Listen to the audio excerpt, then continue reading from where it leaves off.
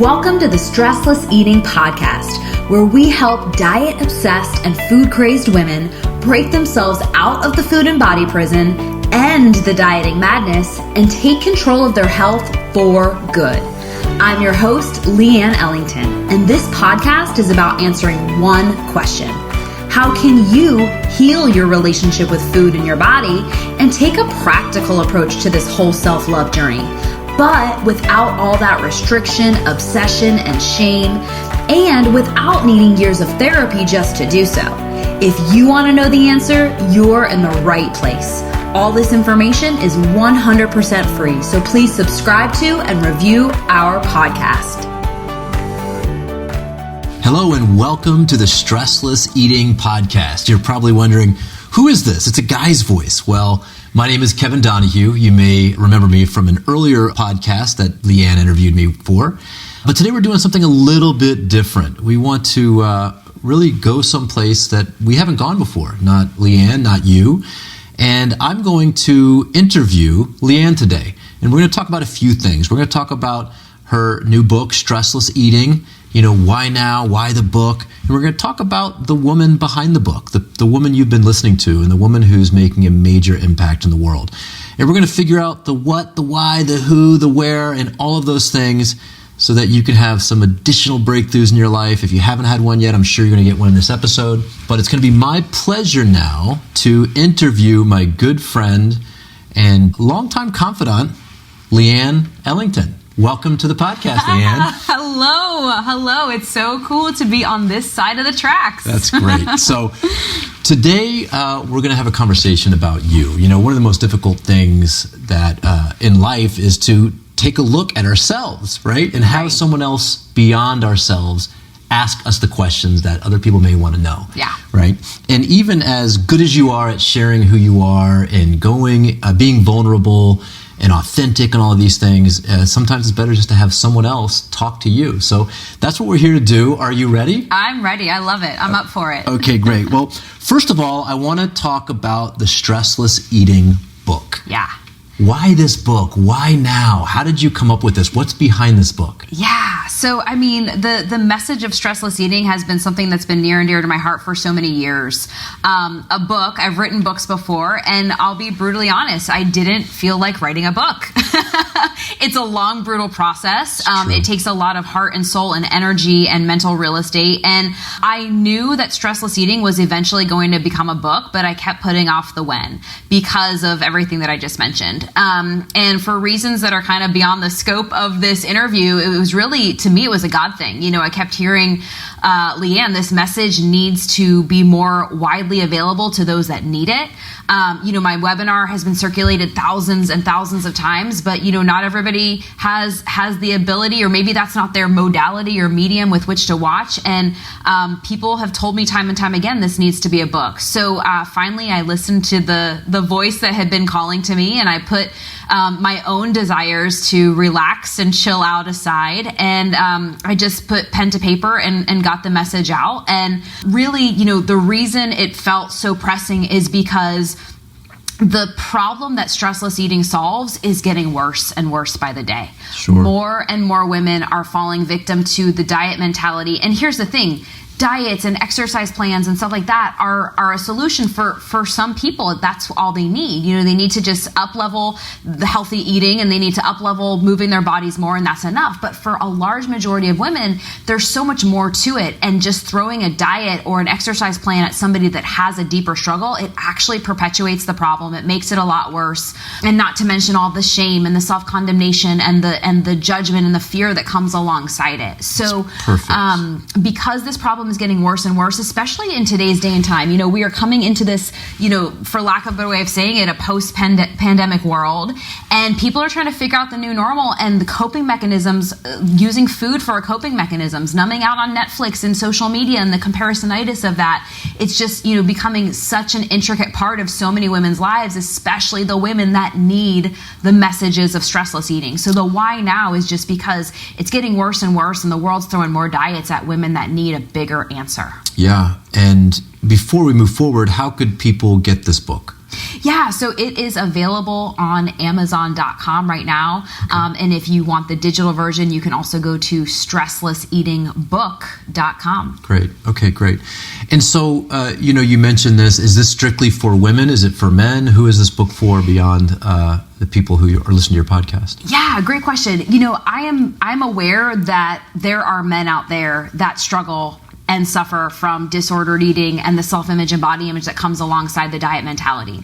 That being said, my work has been directly connected and directly aimed at the life of a female brain, because the male and female brain are very similar on many elements, and it's about 99% of our brains are genetically the same, but there's that 1% difference in the female brain, specifically as it relates to food and that emotional brain, that social brain. I call it the self-image brain, is that social brain.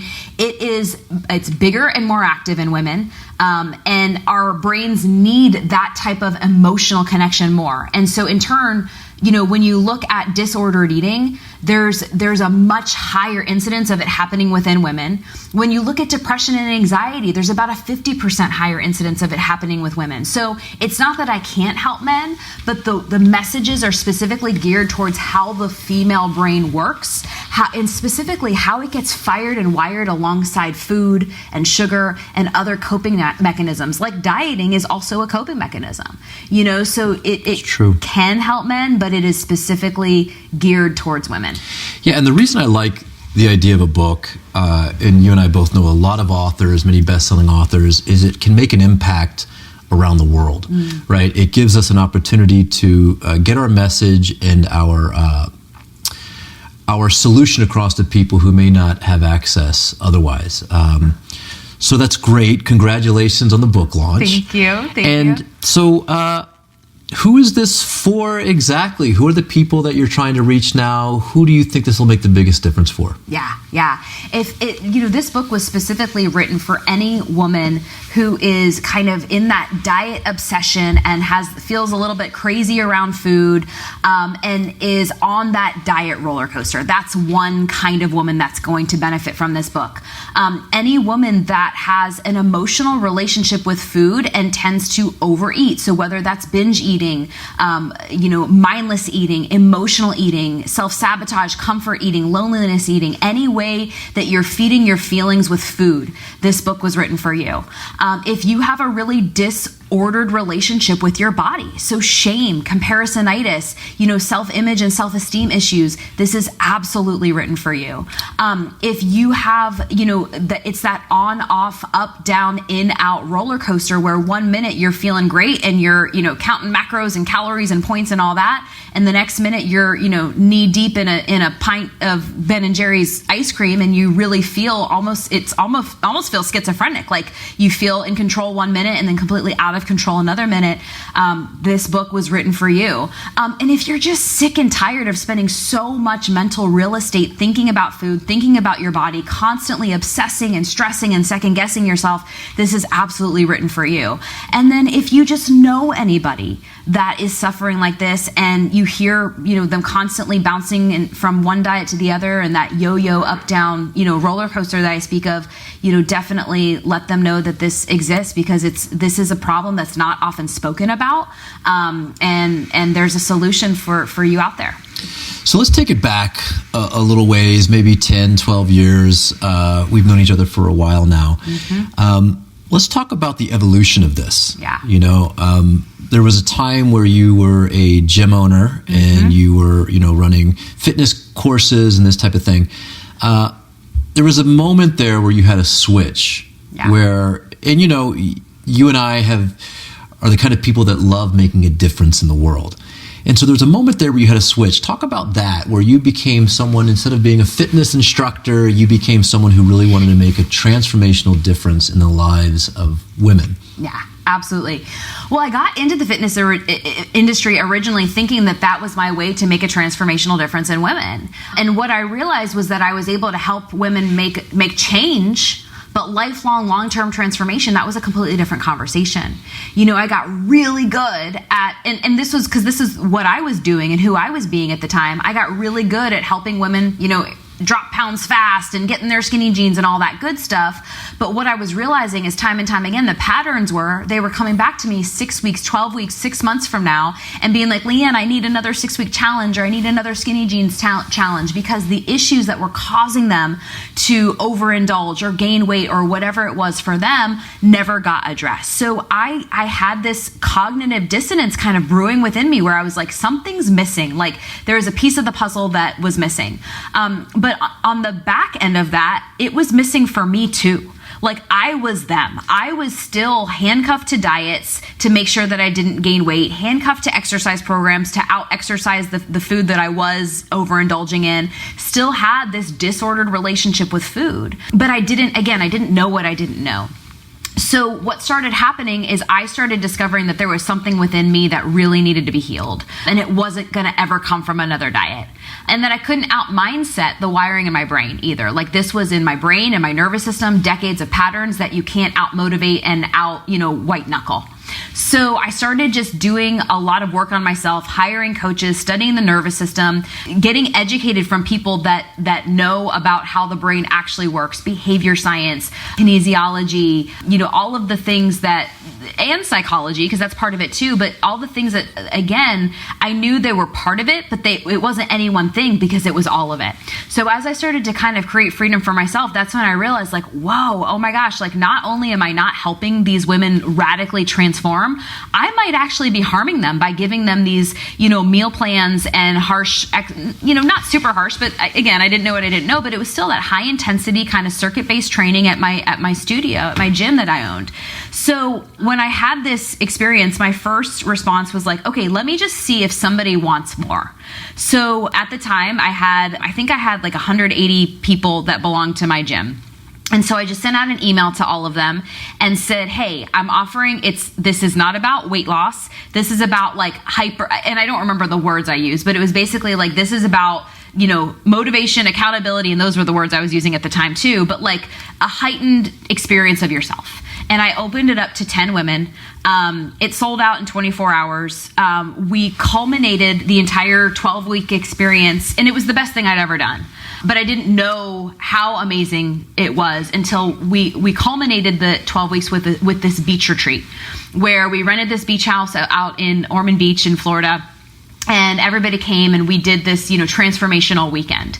And we Skyped you in, actually. You were like one of our guest speakers. I think you were the guest speaker that weekend. And, when we got off, you were like, hey, call me on your way home from the beach and let me know how it all went. So I called you and I was like, Kevin, this is what I'm supposed to be doing with my life. Like, nothing against people that want to, be in the fitness industry, but like, I'm not supposed to be a fitness professional. Like, I'm supposed to do something like this, right?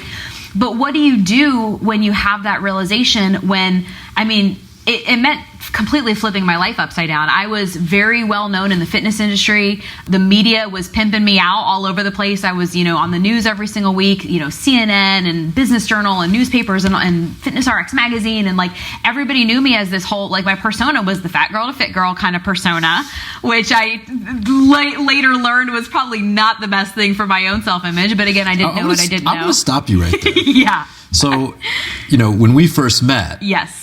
It was at a fitness conference. Uh-huh. And you were known as what? So I was contributing to Fitness RX magazine, and my column was called The X Fat Chick. Yeah. Yep. And what was my comment to you about that? Something along the lines of like, you are not an X-fat chick, or something like that, or like, that is not who you are. Now, I want to focus on that for a minute, because people who know you now, because I want to take it back even a little bit further now. Yeah. Right? And we'll get back to this retreat. Sure. But, here you were calling yourself X-Fat Chick, but I didn't see you that way. I don't think anyone else saw you that way that knew you, right? But it was an image you had of yourself that you were carrying forward and actually creating this trap for yourself. It's almost like you were creating the prison for yourself. Yeah. So... And I can tell you exactly what it was now that I look back on it. What it was my perception of my body was still so, disordered that it was one of those things where I was like, okay, if people see me now, they might think I look maybe normal, but if they know that I came from a place where I was air quotes fat, then they'll know how far I've come. And it was almost like it was my lack of acceptance as who I am. I needed to show people what I was coming from. Yes, exactly. And this is where I want to go. Yeah. I want to go back to that girl, yeah. the little girl.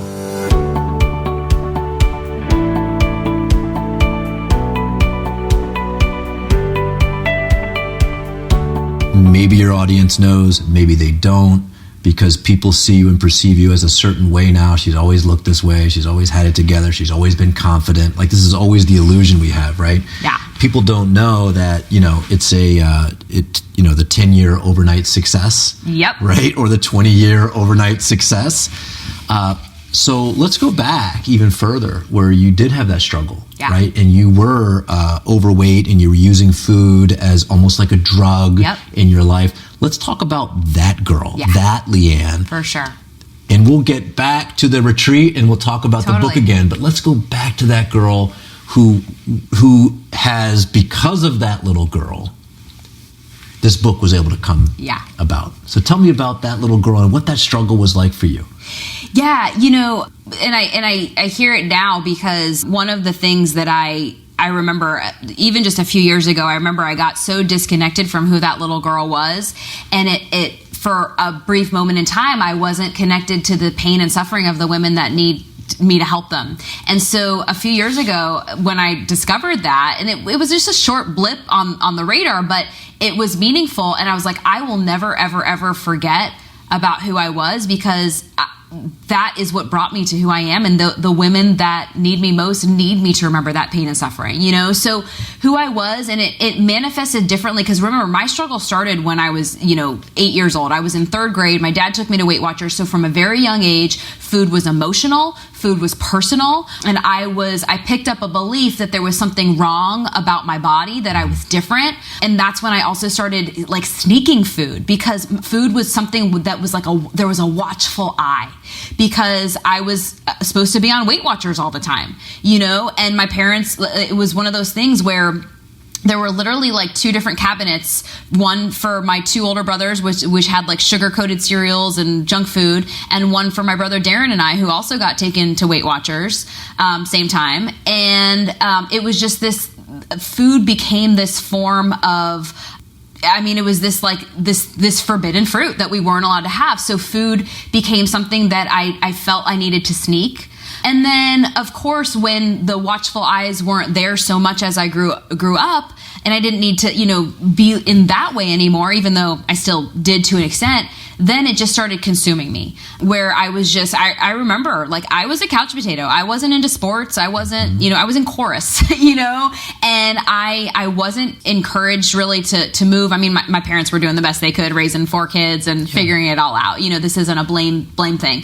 But, it was one of those things where from a very young age, my food prison, and again, it manifested differently, but it was, starting in middle school is when obviously I started, on Weight Watchers when I was in elementary school, but starting in middle school is when I started putting myself on diets. Yeah. And I remember in 8th grade, at trying to gain control of something that I felt so out of control of, but also that had so much shame because I couldn't tell anybody about it, because all my friends were thin and could shop in the junior section and all that, and I was here shopping in the women's section and trying to figure out how to just be. And there's something to discover here as well. The shame comes from different areas of life. Yeah. Our parents will accidentally cause shame. They're doing the best they can, purpose, right? Yeah. Right. We don't have to blame, but it just comes sometimes. Yeah. And sometimes they may say something and we misinterpret it with our 8th grade brain or our 8-year-old brain. And all of a sudden that causes shame and trauma. There's also the peer pressure. There's also the television and the social media pressure now. So all these things will give us these little signals that say you should be ashamed or ashamed of yourself, right? Absolutely. And so you had all this pressure coming on you, and then you were using food as a way to control, or as a drug to escape, whatever it may be. Is that correct? Yeah. Totally. It was two sides of the coin. One minute I was controlling, restricting, trying to starve myself, deprive, micromanage all of that, count points, track calories, all of that. And the next minute it was like, screw it, carefree abandonment, eat everything in sight, until I felt so awful, either physically, mentally, emotionally, that I was like, I got to reel it in and start again on Monday. And that's the cycle that I started from a really young age. Okay, so we're talking about 8 years old or so. Yeah. And then you took this with you. It's almost like you had a backpack full of bricks that you were carrying, of dead weight. Through middle school, into high school, into college. Talk about that. Talk about going from high school to college, and then, these are our sort of formative age where we start to become an adult and we really start to develop our identity. Talk about that. Absolutely. Yeah. And that's why I call it the weight of the weight in the book, because it's not the weight on our bodies that's causing so much weight. It's all this other stuff that we pick up along the way that we carry around, and it becomes our identity, and we don't even know what's really us and what we just made up about ourselves, right? Based on what society has given you. Exactly. And it's a mishmash of all of that, So, for me, my identity, I always, fortunately, I was never outright bullied, but I do remember hearing all throughout my life things like, she'd be so pretty if she lost weight, or wow, she has such a pretty face, and so my identity was, I was the fat one.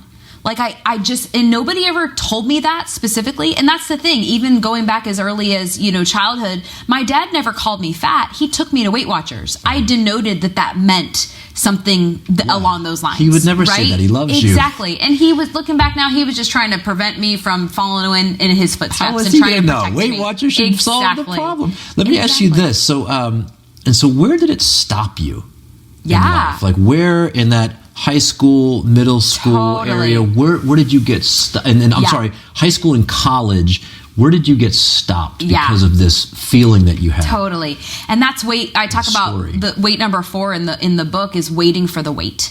Waiting for the weight to do what you want to do, be who you want to be, feel how you want to feel. So, I mean, sidelines, every sideline you can imagine. So and this is throughout my whole life, but I would avoid pool parties. I remember I never learned to roller skate, ice skate, hula hoop, little things like that, because I didn't want attention on my body.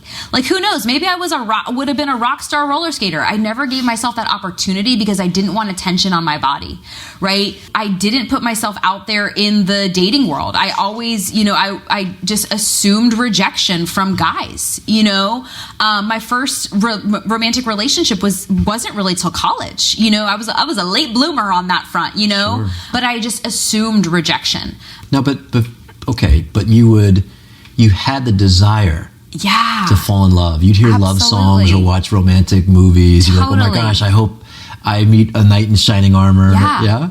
And I just outvoted myself. I was just like, it is kind of put in the category of like, either someday maybe, or like, just don't get your hopes up around that, you know?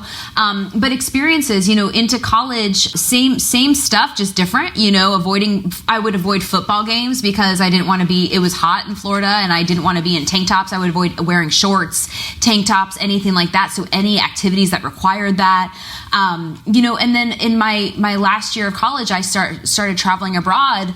Over the course of the next few years, I was kind of a nomadic backpacker because I didn't know what I wanted to do with my life and kind of would save, money and buy odds and ends one-way tickets. But I literally visited the Dead Sea in Israel 4 or 5 times before I actually got in. The Dead Sea is notorious for, you get in the water because there is this water displacement concept that happens because of all the salt that's in the air. You just float. And I didn't even get in the Dead Sea until the last time that I went to Israel. So it's almost, to me, from what you're saying, it's like you're an observer sitting on the sidelines of life. I was not on the court. I was sitting on the sidelines, wishing, hoping, praying something would change, but I didn't.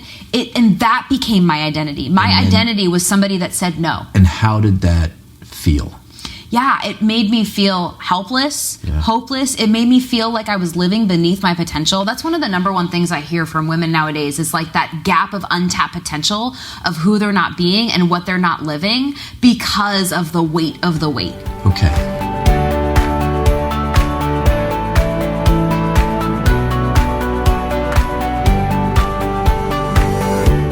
So here you are, traveling the world, watching life from the sidelines. Like, you're not even putting yourself in the game. and you're the coach and you're the leader of your life and you're saying you're benched, there must have been a transition at some point where you started to heal yourself. Yeah. And talk to me about that from a heart perspective, right, from a mind perspective, and then from a physical perspective. How did that begin? Because you clearly had some confidence. To travel the world, to go off to college, to do all these things. It wasn't like you were reclusive. Right. It was this compartmentalized confidence. It was compartmentalized confidence. So you knew, because there's a big transition here, and this is what I want to kind of get into now, is the heart of the matter that helped you transform your life. What was that thing? What was that moment? Was there an aha? Was there a few ahas that gave you the ability to actually take action on the confidence that you had buried away in your life? Yeah. And that's a good way to put it. It really was buried. The big pivotal moment for me that made me realize like there is something in my heart, my soul, my spirit that needs to get healed and needs to get addressed was I was contributing to Fitness RX magazine as ex-fat chick, as we already talked about. And my editor was like, hey, I want to do a before and after story on you. So she did a before and after story on me on the phone. She's like, hey, I'm going to be in Orlando. Can we meet in person? I'll show you I'll show you like what I have so far before it's published. So she came to my studio in Orlando and she's like, cool. But like before I leave, can you send me some headshots? Like, something of you. Oh, because I had sent her my headshot at the time and it was literally like me like in a turtleneck or something, totally covered up. And she's like, hey, do you have a picture of you in like a bikini or a sports bra? And I immediately was like, heck no. Like there is no way you will ever catch me in front of a camera on, in a sports bra or bikini. And so she's like, well, why not? And that's when and I knew it, but it came front of mind where I was like, I have all these body image issues still, right? Meanwhile, I was on TV every single week trying to be this fitness expert, so I felt like a fraud, But so she kind of double dog dared me. She's like, listen, you never have to show anybody. She's like, but I'll hook you up with training. I'll hook you up with photographer, hair, makeup, all that. Just do a bikini shoot for yourself. And we never have to show it to anybody. So she hooks me up with training and like they were great people, but it was very much that restrictive, like, 2-a-days in the gym and like eating tilapia 6 times a day and very restrictive. Like you don't live that way. Right. But I did it. And over the course of 16 weeks, I really, transformed my body. And about a week before my photo shoot that I had scheduled, my editor called me. She's like, hey, they're doing this like boot camp because the Arnold Classic was like a week out or 6 weeks out or something like that. She's like, can you go cover the boot camp? So for the magazine. So I went out there and I went out there that night and I was going back the next day and the woman who was doing my training, she's training all these athletes, was like, hey, bring your bikini tomorrow. I want to see it on you. So I was like, okay, cool. So I'm like, trying to be all confident, whatever. I get there. The next day, I have this teeny little bikini in my hands. And she's like, cool, go put it on and get in line with the gals and practice posing with them. So I'm like trying to be all cool, calm, and collected. I'm like, yeah, sure, no worries. So I get my bikini on. I get in line. The girls are all amazing. Like they're super nice. They had heard my story the night before, like all that. But I'm talking to this one girl. And all of a sudden, I just hear like, wah, wah, wah, wah. Like, I'm in my own head, there's a daze, and I feel like I'm about to burst into tears. And so I grabbed all my stuff. I head towards the back of the studio where the bathroom is and the back door, and I just went in the bathroom. And I am just bawling my eyes out. And I was like a week or so out from my bikini shoot, right?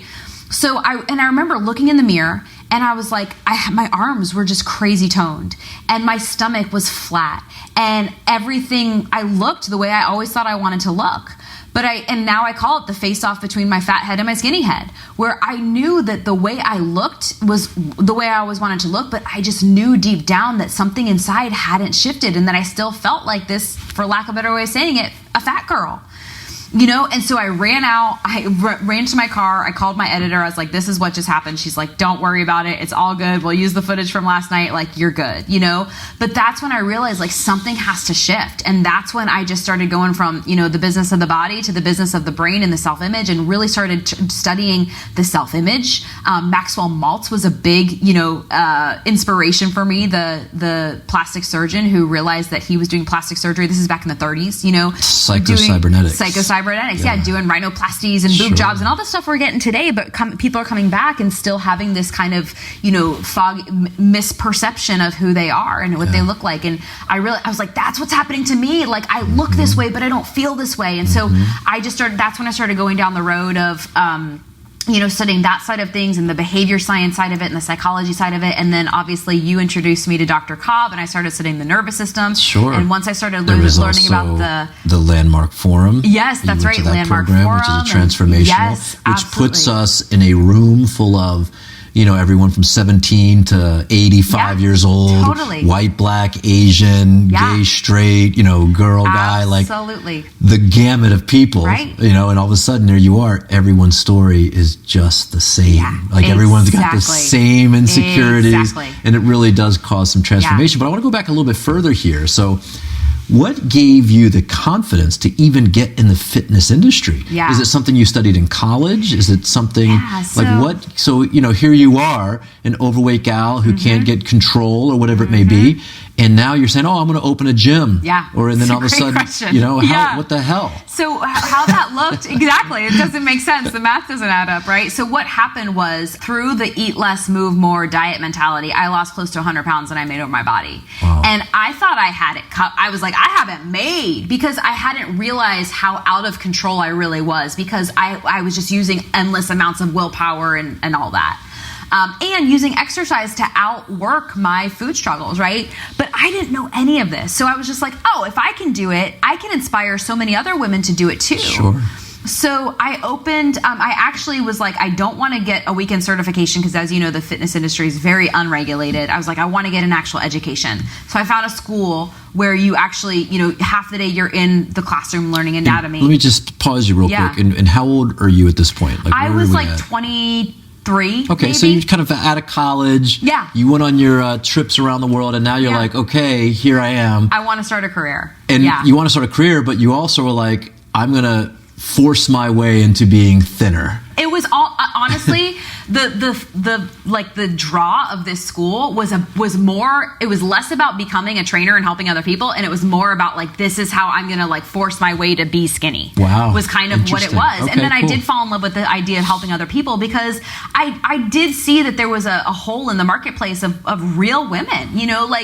Good on you if you've always been blessed with good genes and thin stature, and you can, preach about kale and quinoa and it works for you. You know what I'm saying? Right. But that was not my story. Mm-hmm. And honestly, I didn't relate to women like that. I'm like, it's like they say, never trust a skinny chef. Like, if you don't know my struggles, like, how are you going to help me with my struggles? So that's Correct. Why I knew. And that's where I do think it's a God thing. Like, I knew there was a place for me in this world, even though I didn't know what it looked like. I knew the world needed my take. I just thought it was going to be my take on how to lose weight and be an air quotes ex-fat chick, right? I had no idea it was going to manifest into healing the way that I went and lost weight, to healing the disordered relationship with food that I gave myself trying to get skinny. Sure. So anyways, I went to this really intensive school where I got an education. Long story, a little less long. They offered me an internship, and then I started teaching there. And while I was teaching there, that's when I realized there was a ceiling of how much I was learning. And that's when I decided to start my own business. And I started on a shoestring in a park with like 6 clients, and then, actually moved into a gymnastics facility, leveraged the downtime of their studio when they weren't using it, and outgrew that and opened my own studio. So you became a fitness and health and nutrition expert on TV, all of these things. That's so great.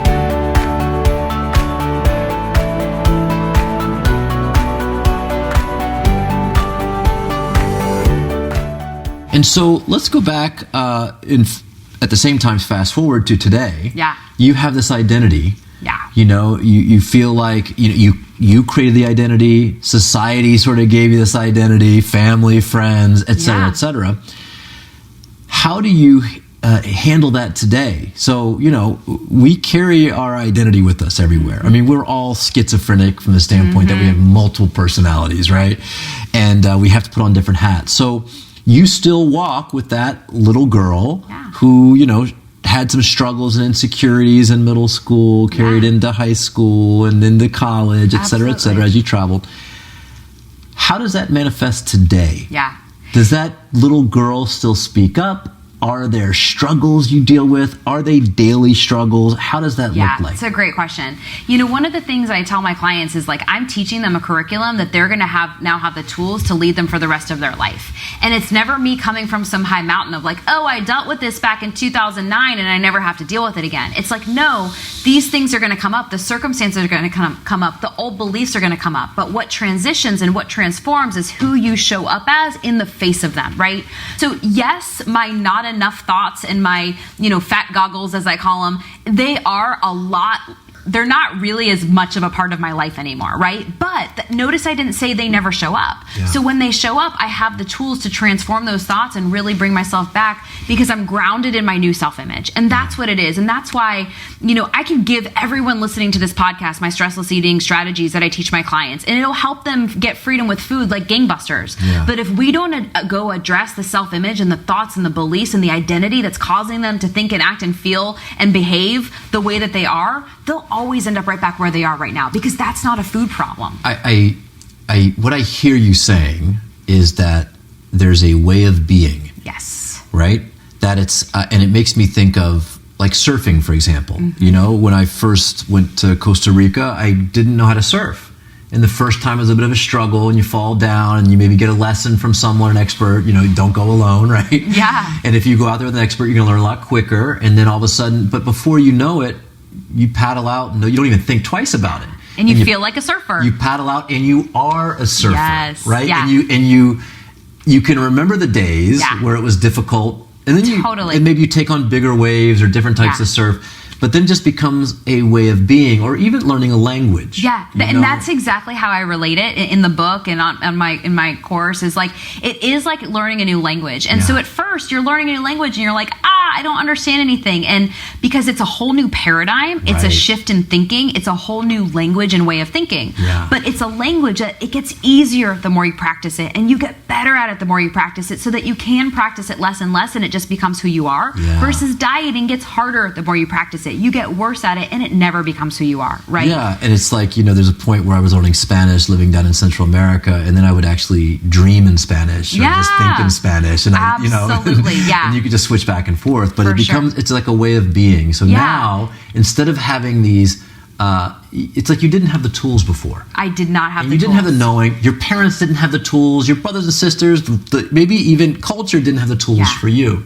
But now you have these tools and you've developed them yourself, and you've taken different pieces from different things in your life, and now you have them available. Yeah. And through showing and sharing your stories of struggle and the solution to help other people get on a path where they get to create it themselves. Absolutely. Yeah. Is that right? Absolutely. And it kind of brings us full circle to what you first asked, is like, why is this out there? It's like, because this wasn't there when I needed it. Yeah. Nobody was having these conversations. Nobody was giving me these tools. These tools didn't exist. I had to create them because I needed them.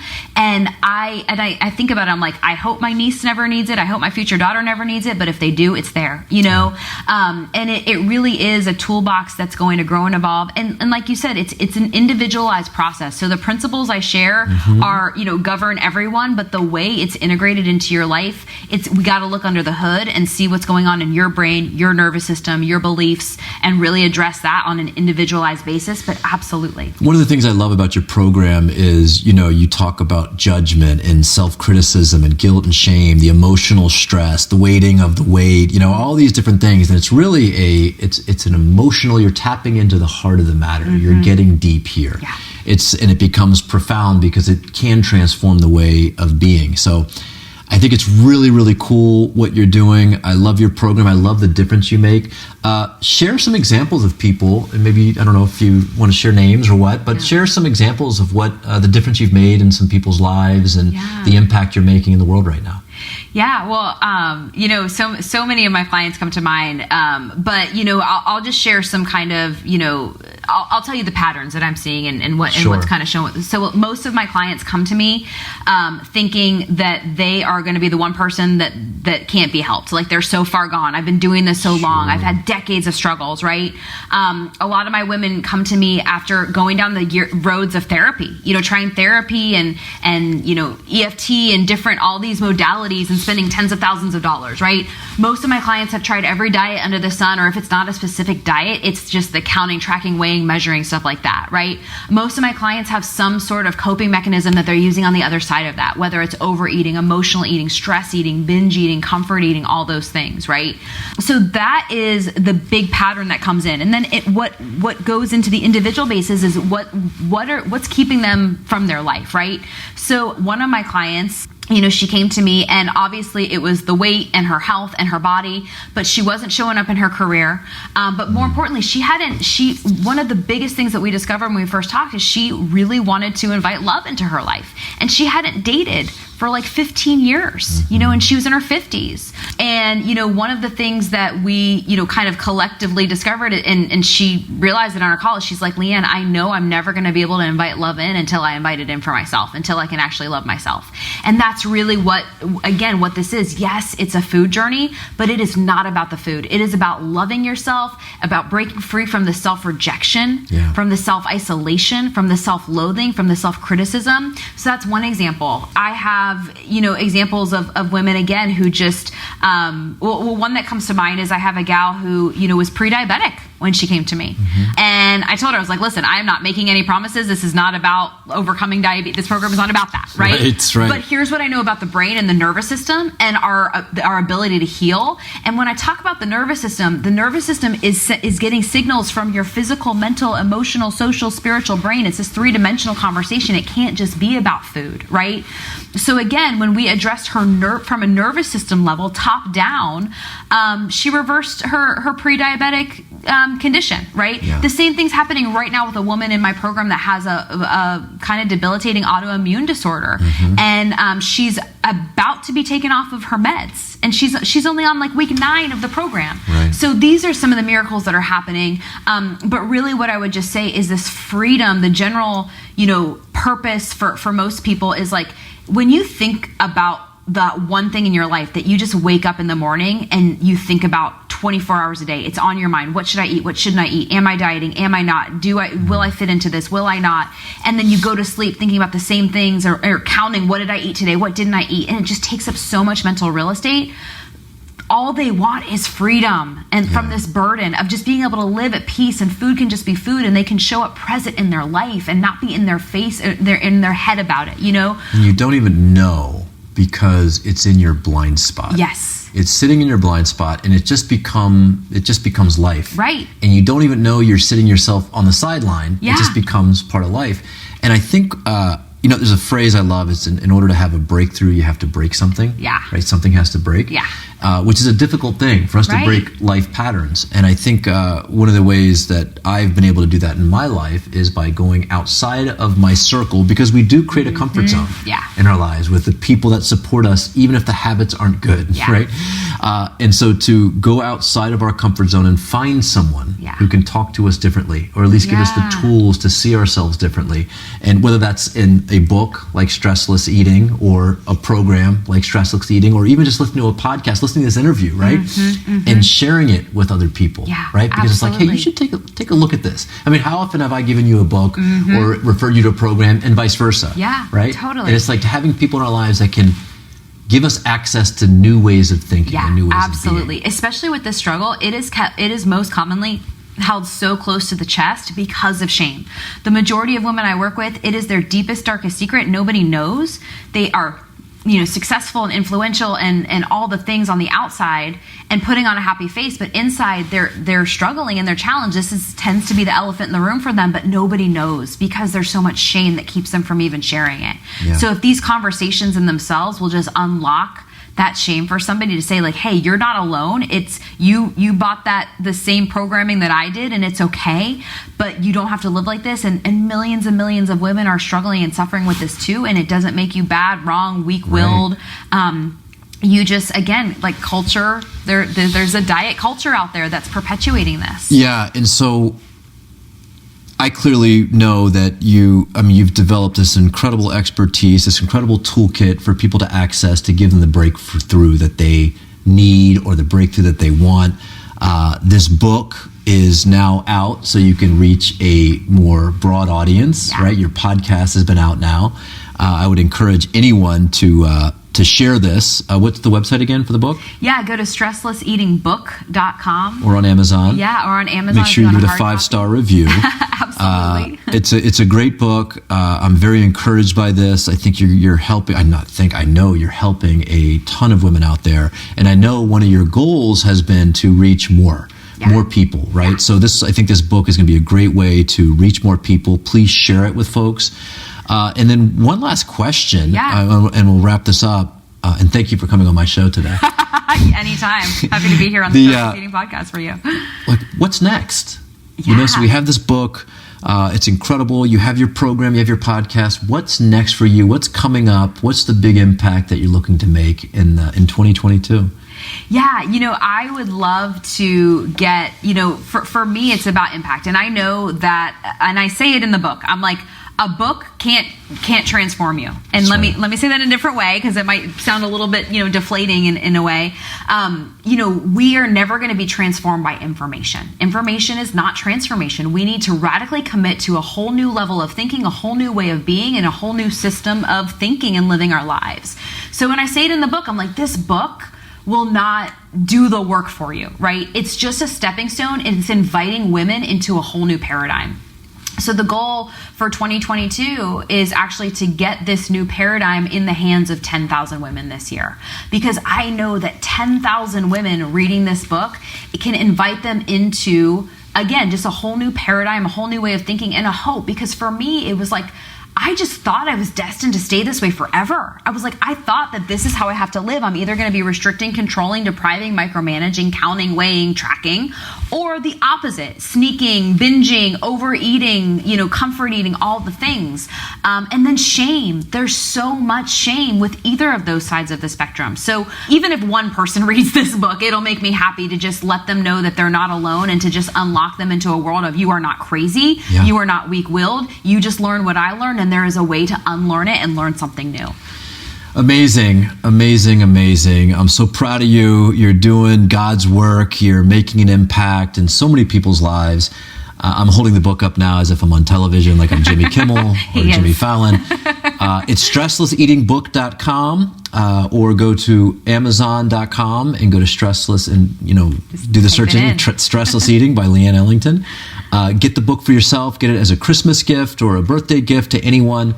You will not be disappointed. In fact, it will change your life and anyone's life who reads it. So thank you so much. Any questions for me? Thank you. How did you become such an awesome host of the Stressless Eating Podcast? Well, I got all your tips and tricks. Wait for my book to come out on how to host a Stressless Eating podcast. How to hijack a podcast. Exactly.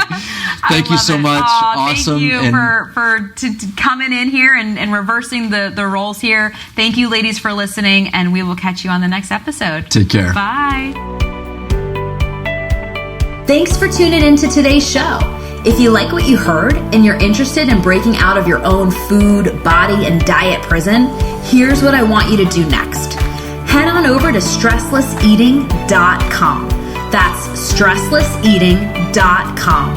And sign up to watch the Stressless Eating webinar, where I'll walk you through the exact 5-step game plan my female clients use to conquer emotional eating, self-sabotage, and finally heal themselves from the restrictive all-or-nothing diet mentality for good.